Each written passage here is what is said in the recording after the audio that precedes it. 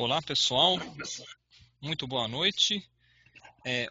Hoje nós iremos falar sobre o framework Scrum e eu gostaria de compartilhar com vocês 10 situações de quando ele poderá e certamente irá fracassar. É um webinar baseado na minha experiência aí de alguns anos trabalhando com Scrum, algumas falhas que eu vivenciei nos meus projetos, que eu vi outras equipes vivenciarem também, então eu gostaria de compartilhar isso com vocês. Me apresentando um pouquinho para vocês, meu nome é Vitor Massari, estou aí há 15 anos na área de projetos em tecnologia da informação, escrevo artigos semanais no site Profissionais TI, www.profissionaisesti.com.br.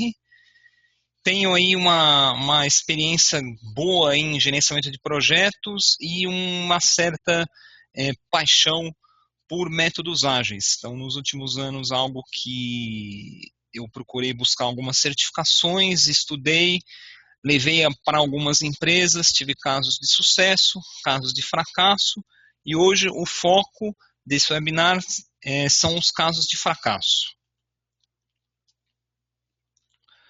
Vou começar falando um pouquinho do framework Scrum, não sei se é conhecido para todos, se todos já trabalham, se só ouviram falar. Então, só para dar uma explicação bem rápida, bem sucinta, a ideia do Scrum é você ter um conjunto de requisitos, que eles são armazenados no artefato que nós chamamos de Product Backlog, tá certo?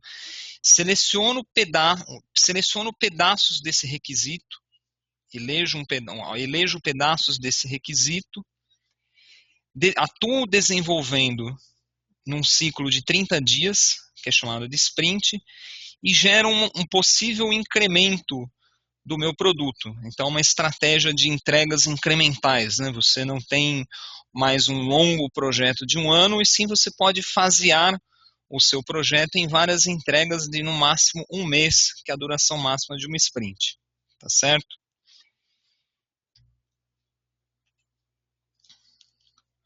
O Scrum ele é regido por 3 papéis principais, que é o Product Owner, ou seja, o dono do produto, seria equivalente ao gerente de produto, ao analista de negócios aí dos projetos, é a pessoa que tem a visão do produto que vai ser feito, do projeto que vai ser feito. O Scrum Master, que tem o papel aí de ser o grande líder, o grande facilitador, o grande direcionador do time Scrum, e os membros, o time de desenvolvimento, que é o time que efetivamente gera o produto. Esse produto que é gerado para os usuários finais, e você possui aqui uma gama de stakeholders interessados aí no produto a ser gerado pelo projeto.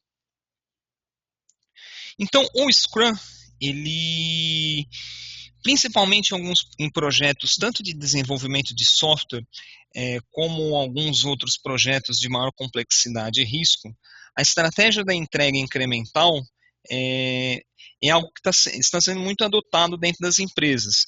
Justamente por quê? Porque fazendo entregas parciais, o risco de você estar gerando um produto que não é aquilo que o seu cliente, aquilo que o seu usuário final espera, o risco é mínimo, o risco vai sendo mitigado. Então, muitos projetos, muitas empresas começaram a adotar o Scrum como sendo o seu framework aí para reger a gestão de projetos. Mas, ao contrário do que muitos agilistas vendem, o Scrum não é a bala de prata. Por que ele não é a bala de prata? Porque ele busca o equilíbrio entre flexibilidade e disciplina. Então, a questão de você trabalhar com entregas incrementais, de você dividir o seu escopo em várias sprints, você não ter o compromisso de sangue, de definir todos os seus requisitos no mínimo detalhe logo no começo do projeto, isso te dá uma certa flexibilidade. Mas, ao mesmo tempo, tudo que permite a flexibilidade exige disciplina, porque senão a coisa fica solta. Então, onde nós podemos falar um exemplo de disciplina? O cumprimento dos prazos da sprint. Se a sua sprint é uma sprint de 30 dias, você tem que trabalhar dentro de 30 dias. Você tem que produzir, gerar valor para o seu cliente dentro de 30 dias. Não existe o jeitinho brasileiro de gestão de projetos. 30, mas essa sprint a gente vai atrasar um pouco, vamos esticar 34 dias. Não, você tem que ter a disciplina de trabalhar, de gerar as entregas de valor dentro do intervalo pré-estabelecido aí dentro da sua sprint. Então, encontrar esse equilíbrio é muito difícil. E é aí onde a maioria dos projetos, a maioria das empresas que adotam o Scrum fracassam e fracassam feio. Então, vou listar para vocês as 10 mais. Primeira situação, que é dificuldades em se estabelecer a visão ou as fronteiras da visão do produto. Independente se o seu framework é um framework ágil, ou seja, ele permite que você incorpore mudanças entre as sprints, que você trabalhe com o conceito do Product Backlog Refinement, ou do grooming, ou como o pessoal do PMBOK gosta de dizer, a elaboração progressiva, ou seja, você não tem aquele compromisso de logo no começo do seu projeto detalhar todos os requisitos, você tem que saber onde o seu projeto começa e onde o seu projeto termina. Isso é papel do Product Owner. O Product Owner tem que delimitar isso.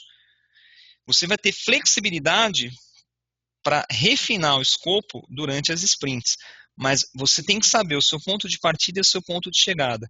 Então, eu já vi muitos casos onde eu tinha até um diretor que ele brincava comigo, que ele dizia que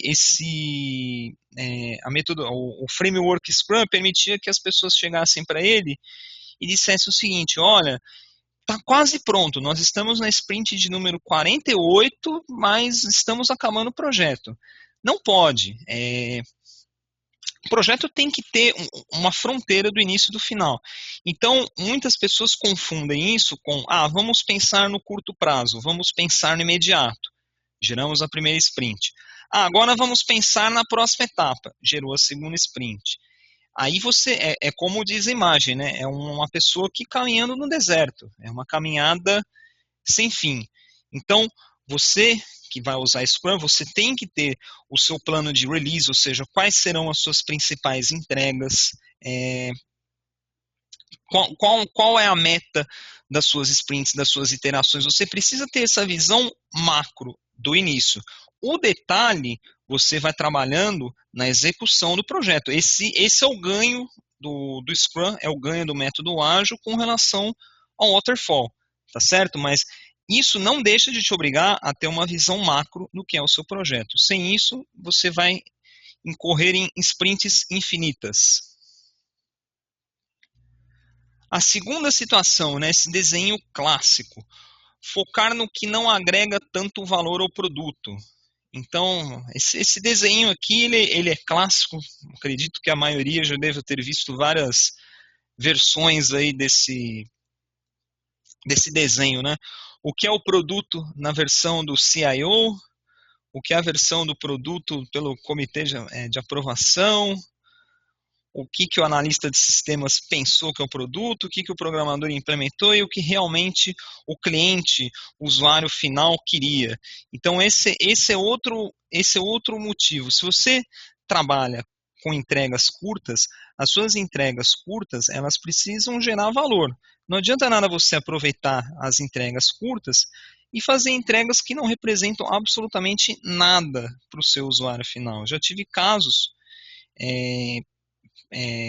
conhecidos que disseram, poxa, Vitor, mas o pessoal me entregou, mas o que interessava para mim só começou a interessar a partir da sprint 6.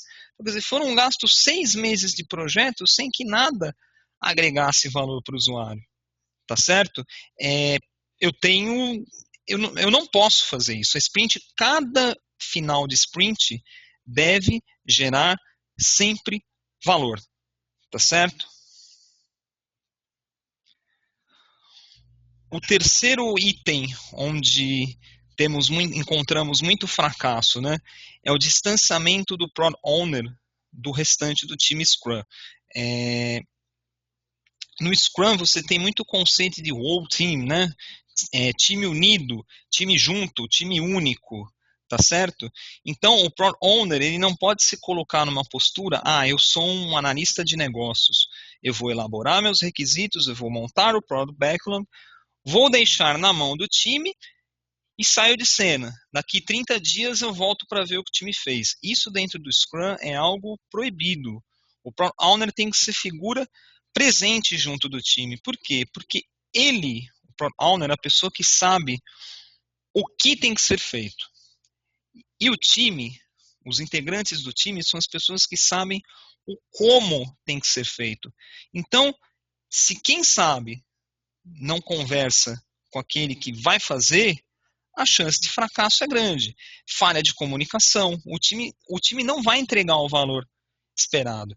Então, você que é Product Owner, ou você que trabalha com Product Owner, ou tem essa pessoa que faz esse papel do Product Owner e não sabe que é o Product Owner, traga-o junto de você. Se você é Product Owner, aproxime-se mais do seu time. O distanciamento causa estragos irreversíveis, tá?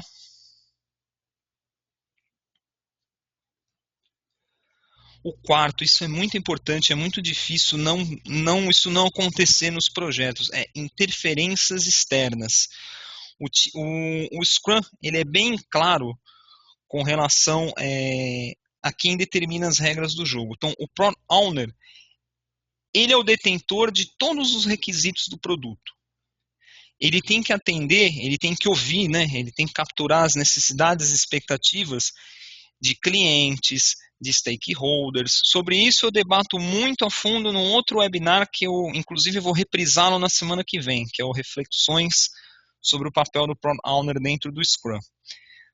Mas ele, Product Owner, ele é esse catalisador, tá certo? Então ele que tem que absorver, todo mundo querendo dar palpite, o gerente de marketing, o gerente de produto, ele que catalisa tudo, monta o Product Backlog, identifica o que tem valor e prioriza isso junto com o time. Você não pode ter as famosas implementações top-down. Você tem um gerente de sistema alienado que tira uma data da cartola e faz com que todo mundo trabalhe em cima daquela data, uma data sem maior fundamento, uma data que você não só vai deixar de entregar valor, como vai comprometer a qualidade. Outra coisa, você está fechado com o seu time Scrum com relação a datas, com relação a releases, com relação a prazos. Vem o gerente de produto, entra na jogada e, de novo, pede novos requisitos, tenta interferir no prazo. Não pode. O time Scrum ele é muito disciplinado com relação a isso. Entradas de requisitos, solicitações de mudança, o canal é sempre o Product Owner. Então você precisa ter um Product Owner forte, tá certo? Com força para blindar, tanto ele quanto o Scrum Master, blindarem o restante do time com relação a interferências externas. Interferência externa dentro do Scrum, fracasso na certa. Já tive um caso onde um colega que trabalhou com o Scrum em outra empresa, ele me disse que simplesmente era fechado a meta da sprint, simplesmente vinham pessoas fora da equipe, né, outros gerentes, simplesmente interferiam no processo, pediam novas coisas, mudava-se a prioridade, aí não tem como você implementar o Scrum de forma adequada dentro da sua empresa. Quinto ponto que nós falamos agora, mencionei agora, inclusive, um exemplo no slide anterior, negociar a qualidade, né? Inclusive aqui um desenho muito bem humorado, né? Poxa, o carro que você me vendeu não anda. Foi o que eu disse, carro de garagem. Essa é outra coisa complicadíssima, a negociação de qualidade. O foco, a palavra-chave, já repeti isso algumas vezes, mas continuo forçando que é para você ter isso bem claro na cabeça. O Scrum gera valor, tá certo? Então, a qualidade é algo inegociável. Se você trabalha com prazo top-down, ou seja, esse prazo veio de cima para baixo, não tem negociação nesse prazo, ok. Alguma coisa você vai ter que negociar, algum trade-off você vai ter que fazer. Então, se a sua restrição é o tempo, o que você precisa tornar flexível é o escopo, tá certo? Desde que você entregue valor. Redução de escopo que você não entrega valor também não resolve nada.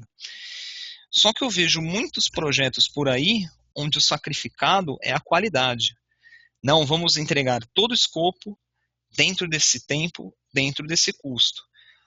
É assim, pessoal, não tem segredo. Alguém paga a conta.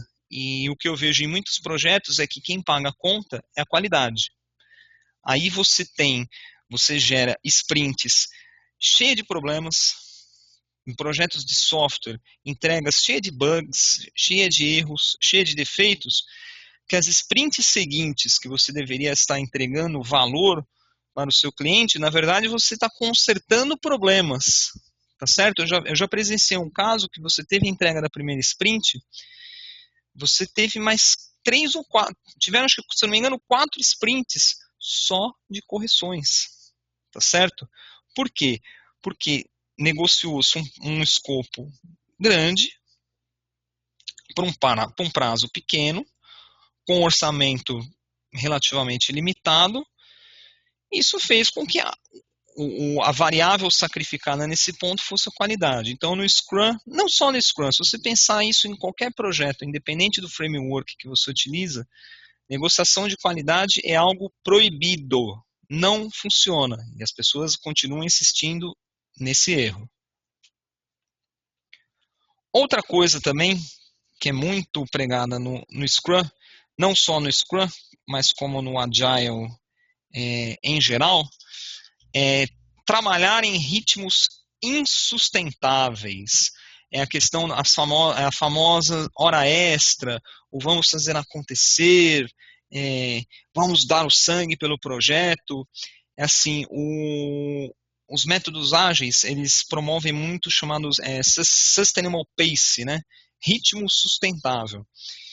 Isso quer dizer que você nunca vai fazer hora extra? Não, você pode pegar projetos que tenham picos de horas extras. Mas vou dar um exemplo para vocês. Eu presenciei uma vez uma equipe que trabalhava com sprints de uma semana. Então, quer dizer, a cada uma semana você tinha que entregar valor.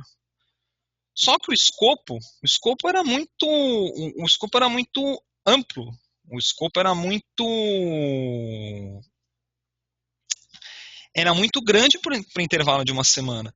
Pensa, se você conhece o Scrum, o Scrum trabalha com o conceito de entregas de valor prontas. O pronto significa que já teve um teste unitário, já teve um teste integrado, o usuário ou Product Owner já fez a sua homologação, isso tudo dentro de uma semana. Então isso obrigava o time a trabalhar, o time trabalhava picos numa semana, a semana do time não tinha 40 horas, tinha 70 horas, tinha 60 horas.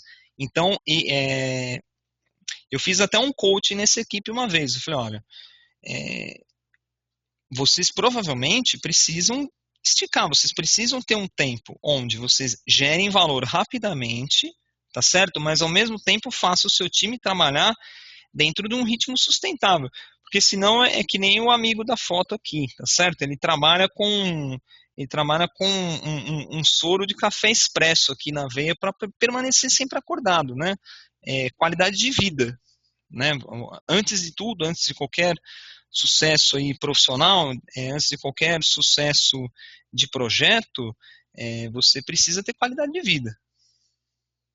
Então, pessoal, encontrem sempre o tempo certo da sprint, tá? Lembrando que o máximo são 4 semanas. Tem equipes que trabalham com 3, com 2. Se isso é um ritmo bacana para todos trabalharem, quer dizer, desde a fase de elaboração da meta da sprint, né, através do Sprint Planning Meeting, o desenvolvimento pela equipe, os testes unitários, e a homologação do Product Owner e o review junto com os clientes finais, ótimo. Se você vê que isso está gerando um ritmo insustentável para a sua equipe, corta, aumente, seja flexível.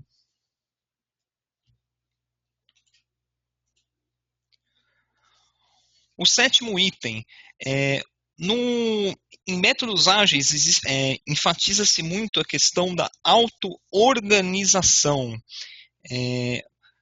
Primeira coisa, alguns agilistas, alguns membros do meio se referem a isso como autogerenciamento. Na minha opinião, essa palavra não existe. Então, eu, Vitor, da minha boca, vocês jamais vão ouvir autogerenciamento. Existe um artigo meu no Profissionais TI onde eu tento colocar a diferença entre algo autogerenciável e algo auto-organizável. Autogerenciável, como eu já disse, para mim não existe. A auto-organização é o seguinte: o time sabe o que tem que ser feito e como tem que ser feito. Então, você não tem a figura do Scrum Master, ou mesmo de um gerente de projeto, não é chegar para você com o Microsoft Project ou com a planilhinha em Excel e diz assim: Ademar, você faz isso. Heraldo, você vai fazer essa atividade. Rui, você vai fazer essa atividade. Alex, você vai fazer essa atividade. Não é nada disso. O time o time selecionou junto com o Product Owner os itens do Product Backlog, tá certo? E eles se auto-organizaram. Então, o Ademar falou: olha, essas atividades aqui eu tenho um pouco mais de domínio, eu acho que eu consigo fazer. Aí o Heraldo: essa aqui então eu faço. O Rui: puxa, eu consigo ajudar vocês dois em fazer o teste dessas duas atividades, porque eu já trabalhei com isso antes. Esse é o conceito da auto-organização. Ou seja, não depende de nenhum líder, de nenhum chefe, de nenhum gerente ficar direcionando. Só que se você pega, que nem o time aqui, né? Todo mundo espanteado na cadeira, né? Falando da rodada do Campeonato Brasileiro, tomando um cafezinho na Copa, acessando o Google para responder um e-mailzinho, tá certo? Entra no globo.com para ver o resumo da novela. Se você tem um time assim, esquece, você não implementa o Scrum, tá certo? É a questão da disciplina. Se você não tem um time disciplinado, é um time que depende de comando e controle, esquece, você também não implementa o Scrum. Por quê? Porque você vai sobrecarregar uma das figuras, no caso o Scrum Master, para ele fazer esse papel até de controlador, o papel do chato, de ficar vendo: fulano, o que, que você está fazendo? Heraldo, o que, que você está fazendo? Vitor, o que, que você está fazendo? Não é, esse daí não é o papel do Scrum Master. O Scrum Master ele é praticamente ele é um coach, ele é um líder, ele é um mentor, ele não é o chefinho, ele não é o direcionador de tarefas. Então, times assim, times com perfil, se você tem time com perfil assim, esquece, você não implementa o Scrum, troca o seu time inteiro e monta um time auto-organizado. Ou seja um grande líder, faça o coaching com a sua equipe e motive a sua equipe para trabalhar de uma forma auto-organizada.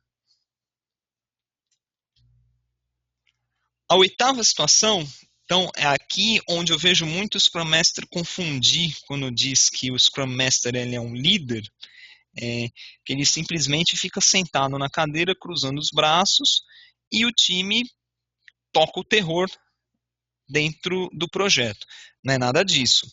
O Scrum Master, como um líder e como um coach, ele precisa estar atento ao que está acontecendo. Se o rendimento da equipe dele está alto, ele tem que verificar. Às vezes ele tem um membro do time que não está rendendo tanto, ou talvez um membro do time que não esteja seguindo tanto as regras da auto-organização, ou mesmo o time tendo dificuldades, tendo algumas barreiras para dar prosseguimento com o projeto. Então o Scrum Master, ele é um líder, mas ele tem que estar sempre atento, porque ele é o cara que vai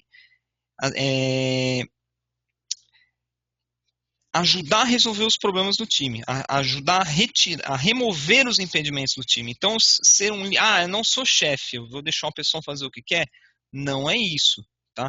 Não confunda. Ele tem que ter uma atuação presente, sim. Só que ele tem que evitar também o microgerenciamento, né? Eu já vou compartilhar com vocês aí uma experiência que eu tive num coaching recente que eu fiz. Era um gerente de TI, onde ele dizia que ele queria adotar o Scrum para o time de sustentação de um software que ele era responsável. Perfeito. Mas eu sou Product Owner, eu sou Scrum Master. Então, nas reuniões diárias com o time ficava inibido diante dele. Por quê? Porque o cara era o pessoal não sabia se ele era o Product Owner, se ele era o Scrum Master, ou se ele era porque ele era gerente funcional da equipe. Então, as reuniões, o daily Scrum desse time era algo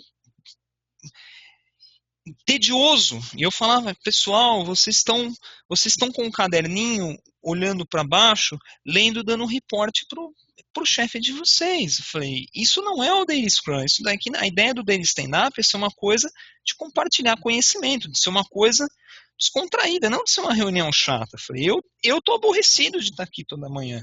Então, e o que eu detectei? Eles se sentiam intimidados. Por quê? Porque esse gerente, o Scrum Master, ele acabava fazendo um microgerenciamento. Chamei esse gerente de canto e disse, ó, seguinte, tá visível que o time está intimidado com você.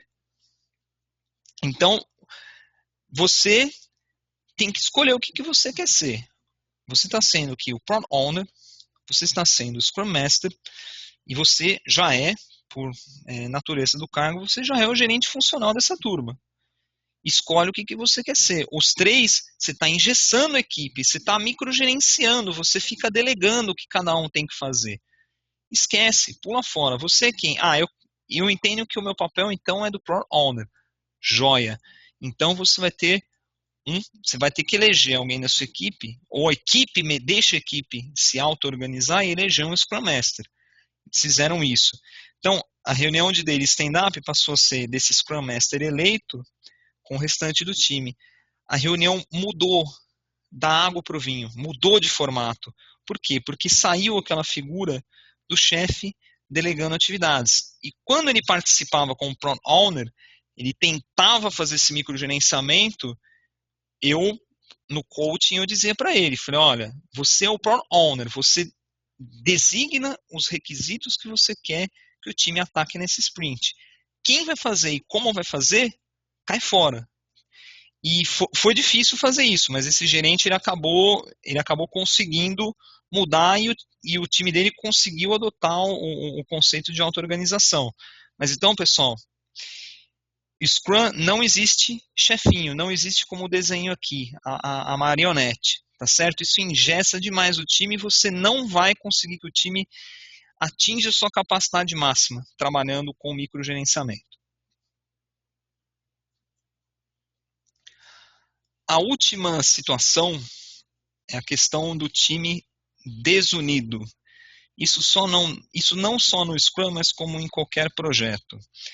Esse é o famoso eu ganho, nós empatamos e vocês perdem, né?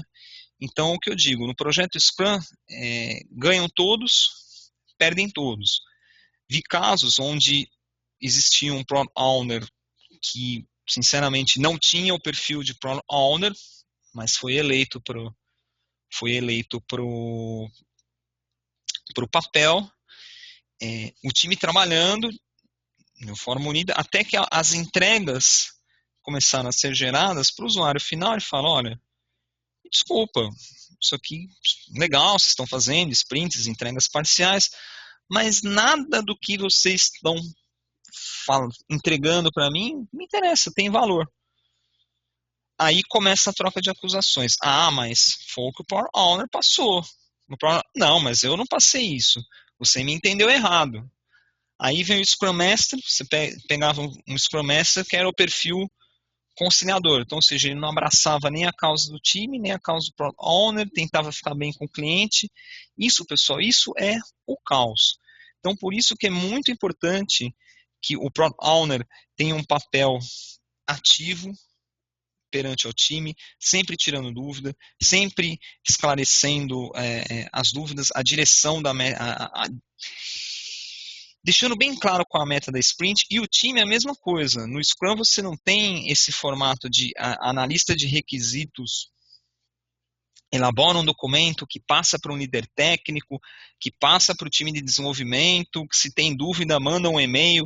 Não, o Scrum prioriza muito o contato face a face, né? O time junto no mesmo local físico, ou se não possível no mesmo local físico, estarem sempre interagindo o máximo possível, né? Lembrando um dos princípios do Manifesto Ágil, indivíduos e interações, mas que processos e ferramentas, onde eu tenho um tema dedicado a esse manifesto lá no site do Profissionais TI, tá certo?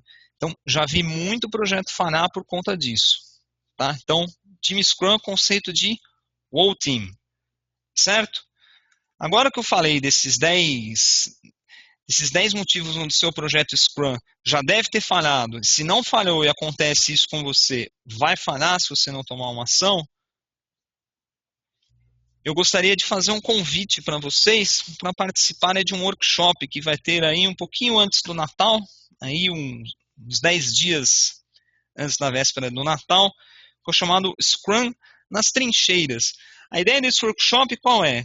É mostrar, dar uma abordada no beabá do Scrum, mas intercalando com dinâmicas de grupo. Então aí vocês conseguem entender como trabalhar de uma forma auto-organizada.